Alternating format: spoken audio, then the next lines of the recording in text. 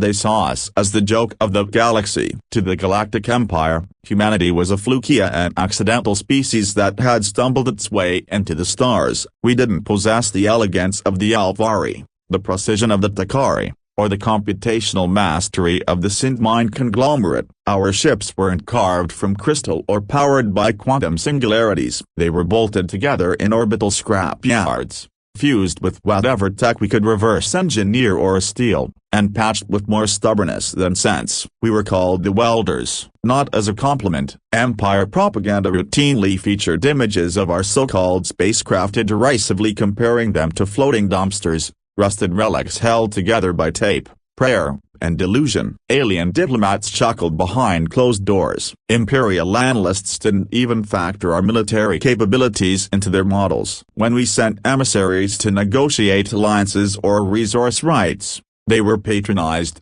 ignored, or outright dismissed. To them, we were still dirt walkers, barely evolved from the mud, reckless children playing with dangerous toys. What the Empire never understood, what they could never compute, was this: humanity thrives in the impossible. We are not born of stability and order. We are forged in chaos. Our history is a saga of clawing upward, from spears to satellites, from myths to machines, from surviving to conquering. Our ability to adapt isn't just impressive, it's terrifying when underestimated. And that's exactly what the Empire did. They underestimated us. They mistook our lack of polish for lack of capability. They confused resourcefulness with desperation. They saw our improvised technology and thought it was the best we could do, when in fact, it was the best we chose to do under pressure. We weren't crude. We were efficient. We didn't build for show. We built to survive, to fight, and when necessary to win at any cost. And we never stopped learning. Every derelict we recovered,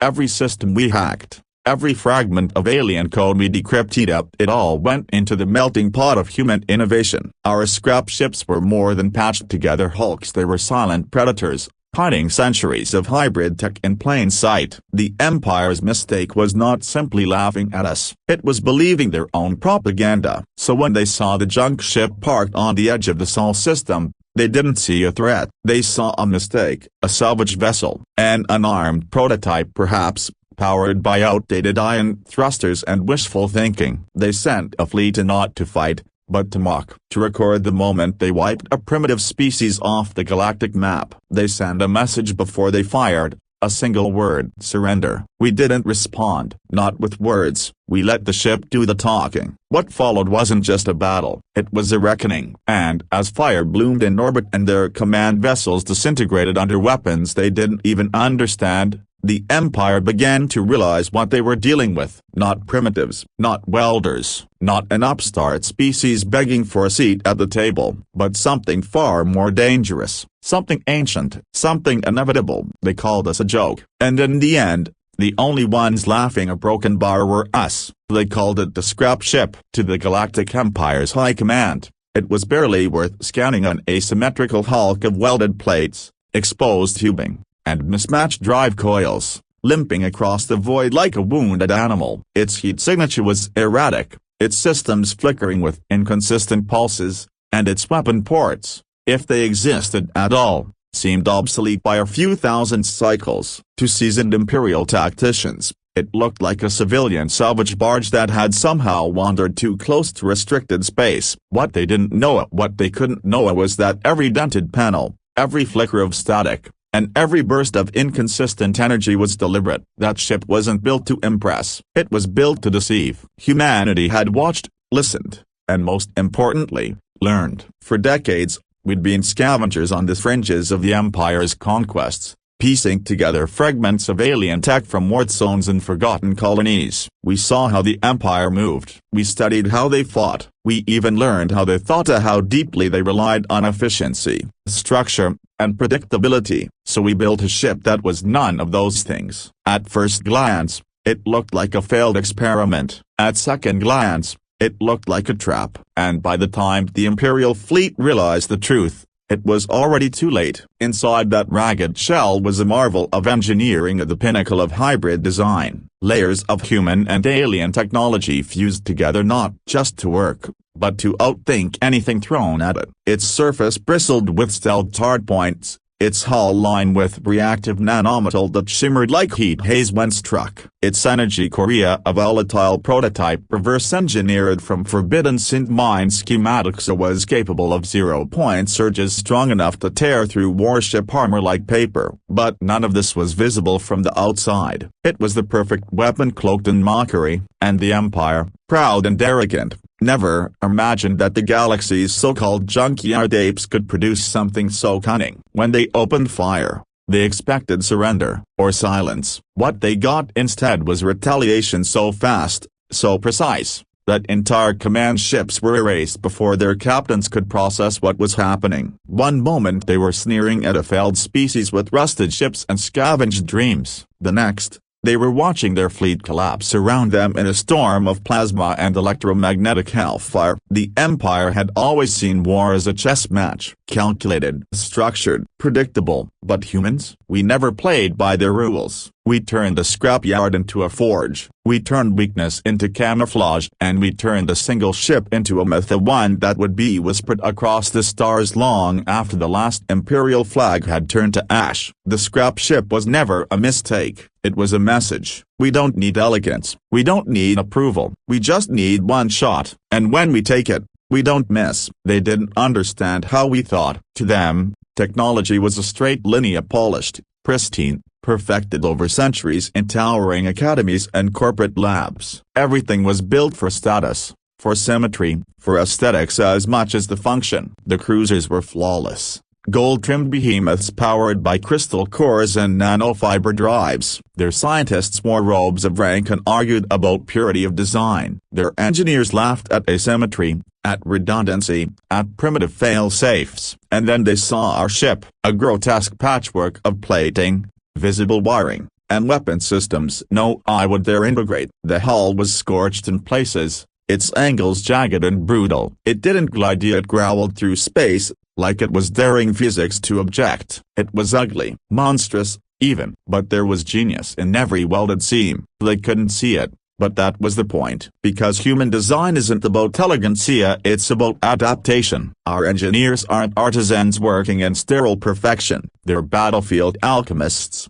hammering together solutions while missiles scream past their heads. Our ships don't need to win beauty contests, they need to survive. They need to punch above their weight, hide what they are until it's too late, and then detonate with terrifying efficiency. We don't optimize for perfection, we optimize for chaos. That's what they never understood. Human technology thrives in entropy. The more unpredictable the situation, the better we get. We don't crumble under pressure, we improvise. We rewire systems mid-battle. We jury-rig weapons from mining lasers. We don't break a broken bar, we adapt faster than they can reload. They called it madness, but to us, it's instinct. That scrap ship didn't represent failure, it represented freedom from convention. Where the Empire needed centuries of design protocols and cross-species committees to approve a reactor upgrade, we had rogue mechanics in lunar caves building fusion loops out of stolen Empire schematics. Their engineers debated theoretical propulsion models. Ours strapped two together,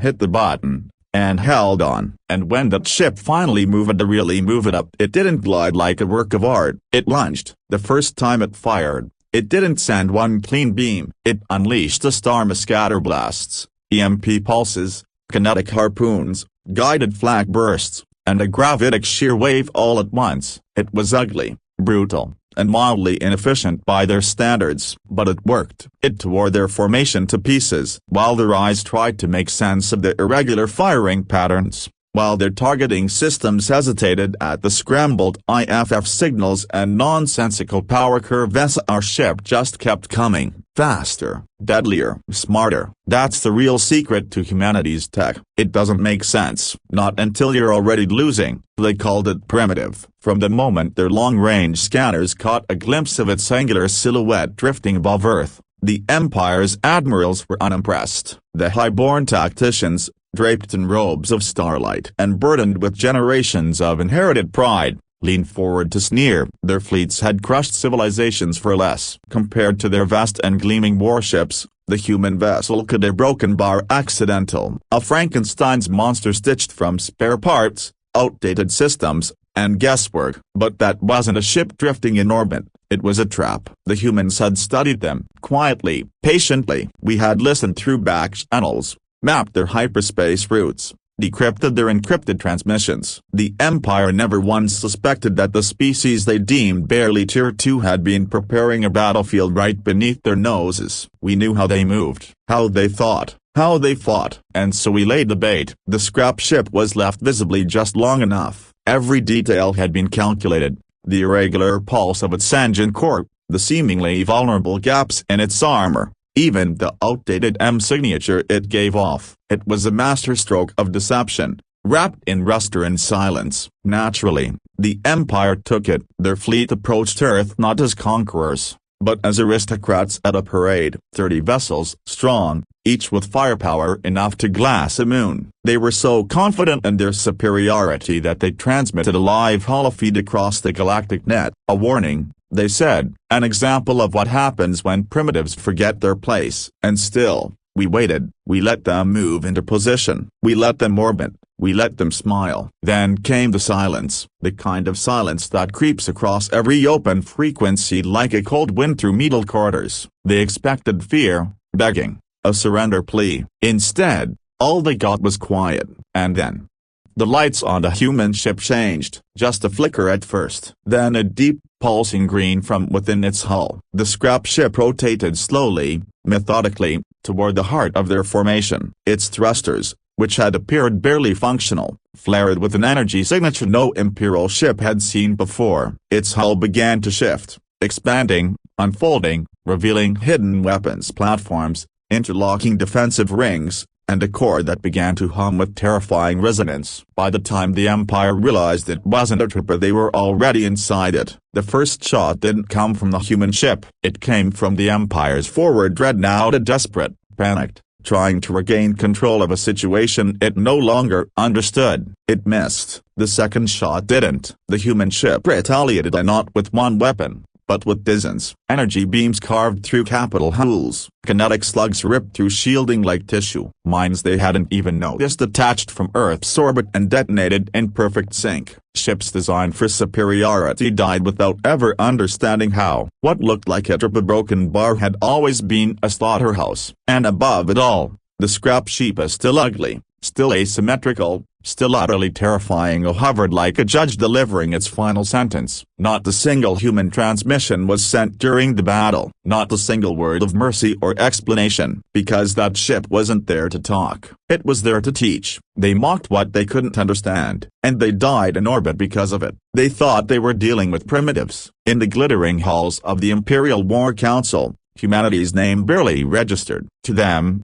we were background noisy, a footnote in the galactic ledger. Our early expansion into the stars was marked not by elegance or grace, but by grit, salvage, and reckless ingenuity. We didn't build our ships in orbital temples or sun-forged droids. We cobbled them together in scrap yards, hollowed out asteroids, and shipwrecked hulls. The Empire had long forgotten. That fact alone was enough for them to dismiss us. When their fleet intercepted our prototype scrap vessel drifting outside the Sol system, they broadcast the encounter across 6 star sectors. A warning, they called it. A lesson to all inferior species who dared to defy the hierarchy of the stars. They allowed the recording to capture everything of their superior vessels surrounding the derelict craft. Their commanders issuing smug ultimatums, their analysts mocking the human ship's mismatched plating and inconsistent energy signatures. They were convinced it was theater. But what they failed to recognize was that the stage had been set by us. Because humans, we don't do theater unless we're writing the script. That ship, ugly,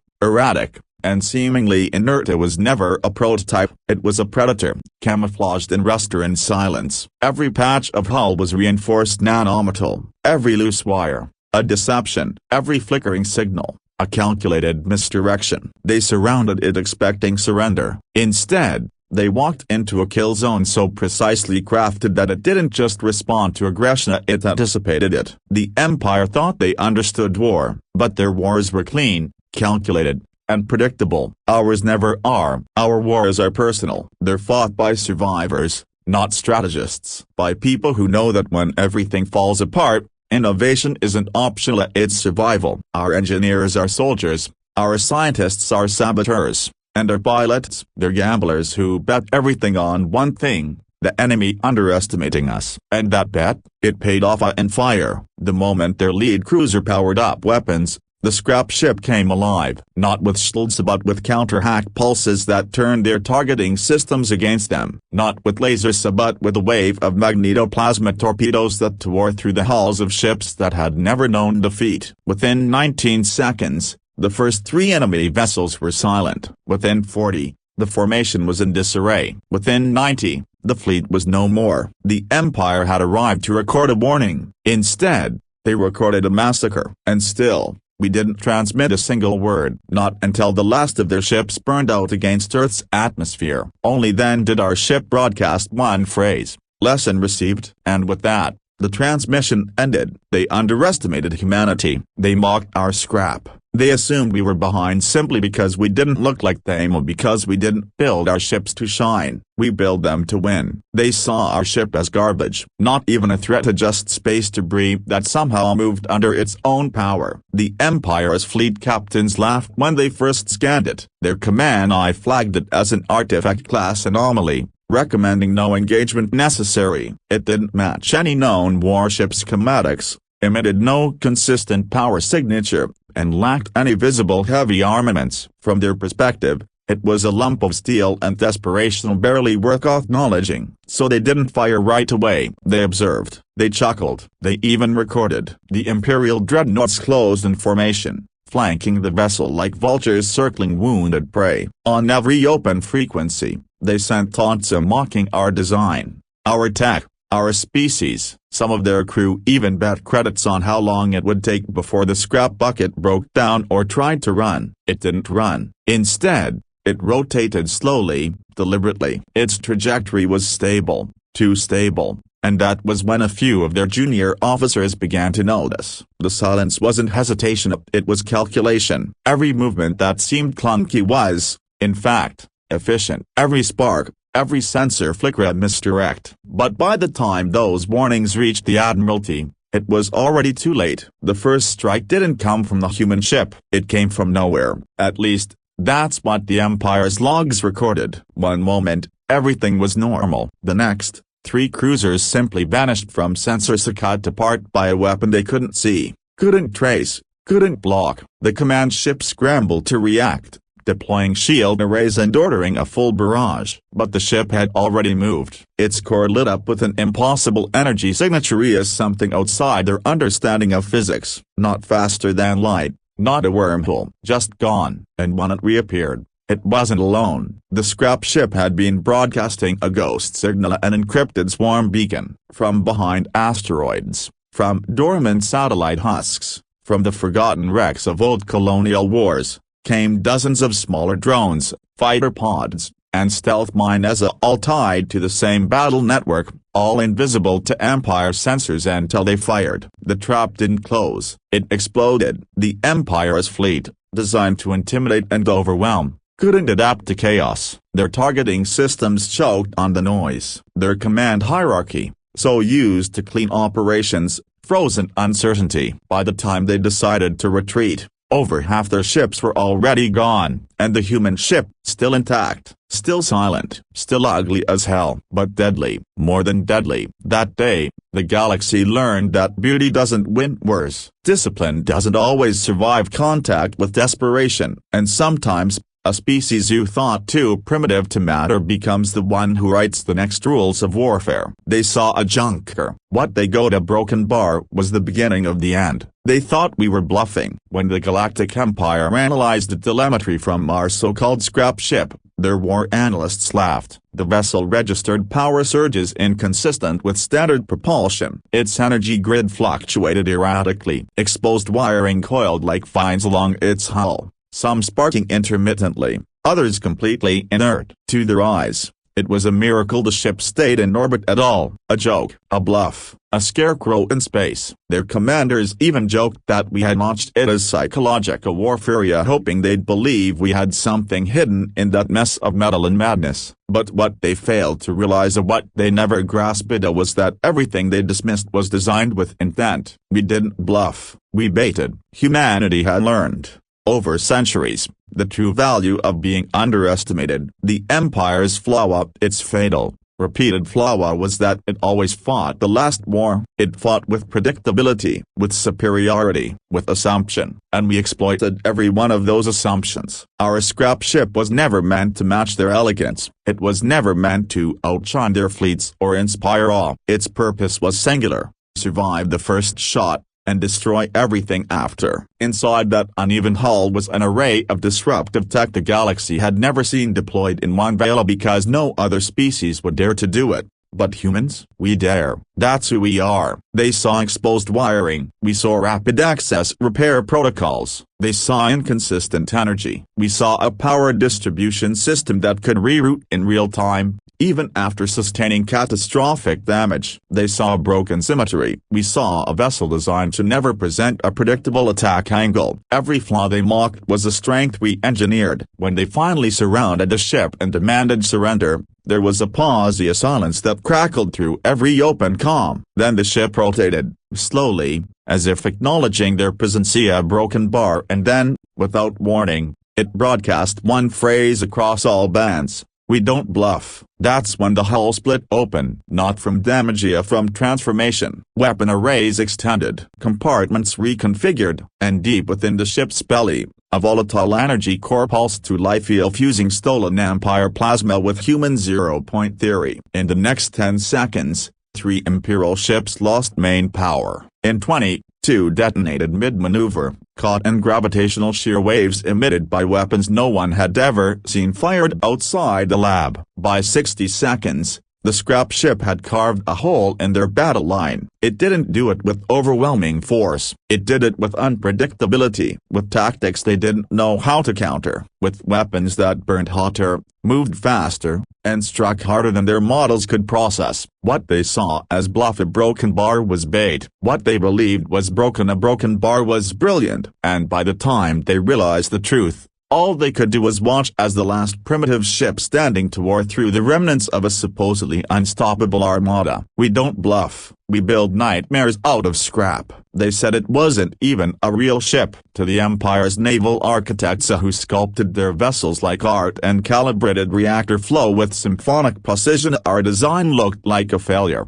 It was asymmetrical, asymmetrically armored, and packed with conflicting technologies from half a dozen species. One Empire tactician called it a floating museum of bad decisions. Another simply asked, "Is it even spaceworthy?" They didn't realize they were looking at the most dangerous machine ever built by human hands. Because humans don't build for perfection, we build for war. That so-called disaster of a vessel had no central command bridge. That was on purpose. We learned brutally that the first thing the Empire targeted was the bridge, so we decentralized command, split it across redundant, I-linked nodes buried deep inside the hull. Take out one, and 10 more kept fighting. They laughed at our armorous guard, mismatched plates repurposed from mining rigs, cargo haulers, and ship graveyards. But that armor had been tested in real battle against asteroid impacts, plasma fire, and the vacuum of deep space. Every bolt had a scar, every panel had history, and every square inch could take a hit meant to end a war. The Empire saw chaos. We saw coverage. Then there was the ship's heat signature,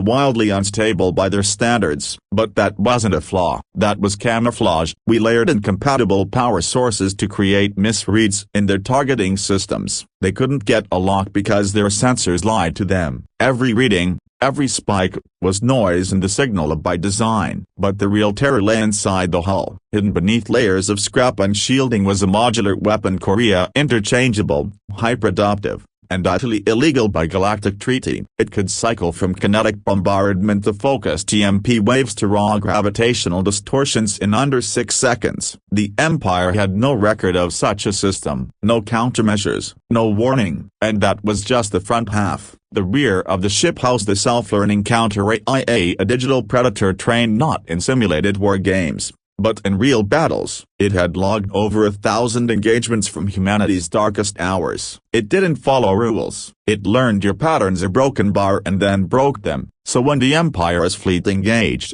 they thought they were facing a crude imitation of a warship. They were actually facing us. Our history, our pain, our evolution, forged into steel, wrapped in rust, and burning with the one thing the Empire could never understand: human will. Because that wasn't just a ship, it was vengeance made metal. And they were already dead the moment they mistook it for junk. They said we were dangerous, not because of our weapons so they hadn't seen them yet, not because of our numbers so we were vastly outmatched, and not because of our technology by Imperial standards, we were considered centuries behind. No, they said we were dangerous because of something far worse in their eyes. We didn't know our place, we didn't bow, we didn't flinch, we didn't beg for assimilation into their so-called civilized order. We just kept building, kept testing, kept pushing. We stole knowledge from battlefield wreckage. We hacked their satellites, mimicked their drives, re-engineered what we didn't understand until it worked better than theirs. Our progress was too fast, and unpredictable. That terrified them. So they sent a message, not in words, but in warships, dozens of them, orbiting Earth, their silvery hulls catching sunlight like the blades of gods. It was more than overkill, it was a demonstration. A fleet meant to remind us, and the rest of the galaxy,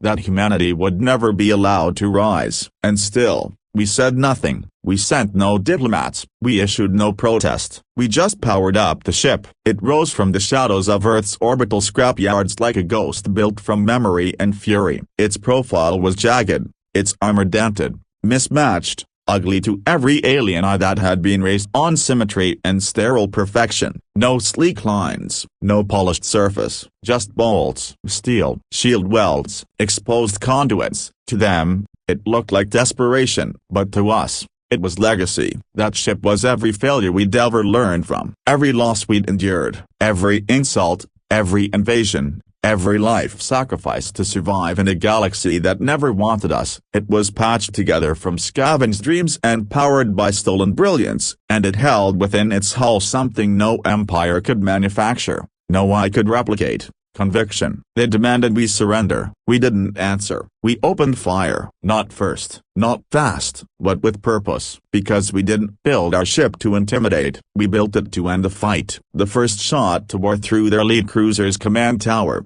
a kinetic lance moving too fast for sensors to track. The second was a blinding pulse that fried half their fleet's comms and guidance arrays. The third was silence, a cold, creeping system failure across every major vessel, triggered by code we'd embedded in their own software years ago. In 2 minutes, their formation fell apart. In 5, the survivors fled. And in their wake, we broadcast a message, not with threats, not with arrogance, just 3 words, repeated in every Imperial language: we're still here. That's what terrified them most, that we weren't just capable, we were resilient, we weren't perfect, we were prepared, we weren't begging for mercy, we were defining the terms. And when the ash settled in orbit, they finally understood: you can mock our ships, you can mock our tech, but you will never again mock humanity. They called it a relic, a rusted-up curiosity from a species that had no business in the stars. In the Empire's archives, it was classified as a Type 0 fusion derelict, barely functional, likely unmanned, and certainly not worth the firepower it would take to destroy. So they left it. They didn't even assign a scout to monitor it. Just another decaying testament to humanity's doomed ambition. But what they dismissed as relic, a broken bar, we called proof. Proof that we never gave up. Proof that we kept building long after the galaxy turned its back on us. Proof that we didn't need their approval to be powerful. The truth was, that ship had been orbiting in silence for years, watching, waiting. It was no derelict, it was a sentinel, a tombstone armed with fury, masked by time. Its scorched armor was a lie, its dead signal a veil. It was the culmination of everything humanity had endured, every failure reworked into function, every scar hardened into steel. They forgot us, and that was their mistake. The Empire believed history was something they wrote, that once a species was conquered or ignored, it simply vanished from the stage. But we weren't extinct, we weren't finished, we were waiting, watching from behind the static,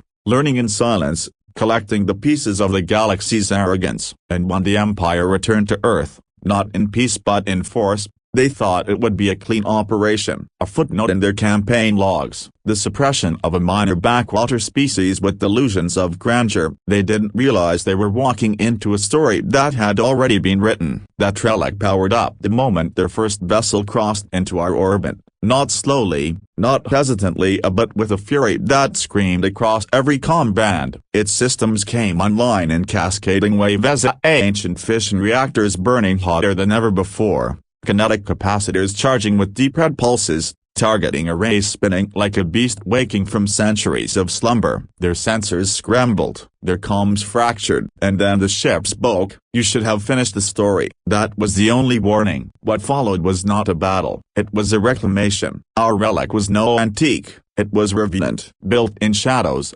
forged from lost wars, and powered by the very rage of a forgotten people. The first strike shattered their lead destroyer, the second vaporized their long-range comms, the third sent a chain reaction through their fleet's shared power reels, turning order into chaos in seconds. And all the while, that ship moved through the wreckage like a god of the dead, silent, relentless, inevitable. In the aftermath, there was nothing left but static, a dead fleet, a silent orbit, a signal on loop, beamed to every corner of the galaxy. Humanity is not history. We are the future you forgot to fear. And now they remember, because what they once called relic has become legend.